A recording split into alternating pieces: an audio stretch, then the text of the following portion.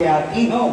मेरे नाना जी जब लाहौर में पार्टीशन हुआ था तब उन्होंने अपने शरीर पे गोलियां खा के लोगों को बचाया है। इस वक्त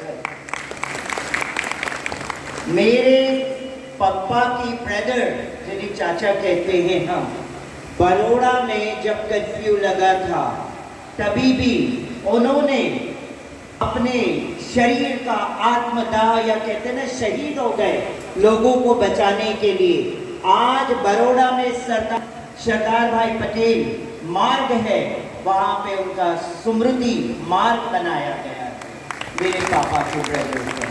तो मैं शहीद दिवस मैं भी स्वयं मनाती हूँ और उन शहीदों को मैं हमेशा नमन करती हूँ, क्योंकि उन्होंने हमारे देश के लिए अपने प्राणों की आहुति दे दी है और उनका जीवन हमें शिक्षा देता। जीवन हमारा एक उदाहरण का स्तोत्र है कि जीवन कहते हैं ना, हम अपने लिए तो हर कोई जीता है, जीना उसका नाम है जो औरों के लिए जिए।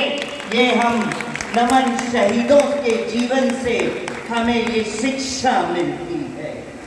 और मैं स्वयं जब कहती हूँ कि मैं शहीदों के परिवार से आती हूँ, तो मैं आज कलयुग में मैं यही कहूँगी कि मेरे किन्नर समाज के लिए भी मुझे लगता है कि मुझे अपने प्राणों की शहादत देनी पड़ेगी।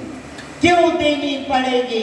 क्योंकि आज तक हमारे किन्नर समाज के लिए एक भी सीट रिजर्व नहीं किया सरकार ने। मैं आज मंच से उद्घोषणा करती हूँ, मांग करती हूँ, हमारे आदरणीय प्रधानमंत्री नरेंद्र मोदी हो या एकनाथ शिंदे हो या उप मुख्यमंत्री के लिए एक फ्लैट तक लोग रेंट पे नहीं देते हैं।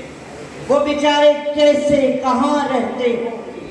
मुख्यमंत्री एकनाथ शिंदे जी, मैं इस मंच के माध्यम से यही कहूंगी कि अगर आपने है कि किन्नर समाज को हम महाड़ा के फ्लैट अलॉट करें, आज तक क्यों नहीं किया?